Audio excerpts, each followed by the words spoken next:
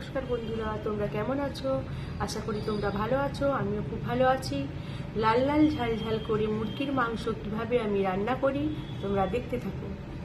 পেঁয়াজ, আদা, রসুন, ক্যাপসিকাম, টমেটো, ধনেপাতা ভালো করে কেটে নিয়েছি। আলুগুলোকেও ভালো করে কেটে নিয়েছি। মাংসটা ধুয়ে নিয়েছি। মাংসতে একটু নুন আর লেবু মিশিয়েছি। কড়াতে গরম তেলের উপরে আলুগুলো দেওয়া হয়েছে, তার উপরে একটু হলুদ আর পরিমাণ মতো নুন দেওয়া হয়েছে। আলুগুলো ভালো করে লাল লাল করে ভেজে নেওয়া হয়েছে।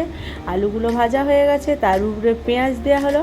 পেঁয়াজটা ভালো করে ভেজে তার উপরে দেয়া হবে রসুন।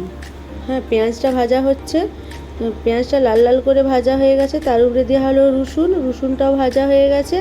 রসুনটা ভাজা হয়ে যাওয়ার পর দেয়া হবে আদা। আদাটা দেওয়া হয়েছে।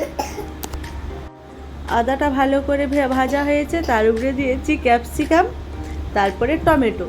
ভালো করে মশলাটা ভালো করে কষিয়ে তার উপরে দিলাম 1 চা চামচ হচ্ছে হলুদ গুঁড়ো, 1 চা চামচ লঙ্কা গুঁড়ো, আর হচ্ছে জিরে আর ধনে গুঁড়ো।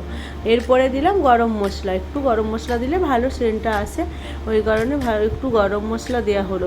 তারপরে মশলাটাকে কষিয়ে একটু জল দেওয়া হলো, কারণ টমেটোগুলো যেমন সিদ্ধ হয়, ওই কারণে মশলাটাকে কষানো হচ্ছে। মশলাটা কষানো হয়ে গেছে, এর উপরে দিয়ে দিচ্ছি মাংসগুলো দেওয়ার পর আলু দেওয়া হলো।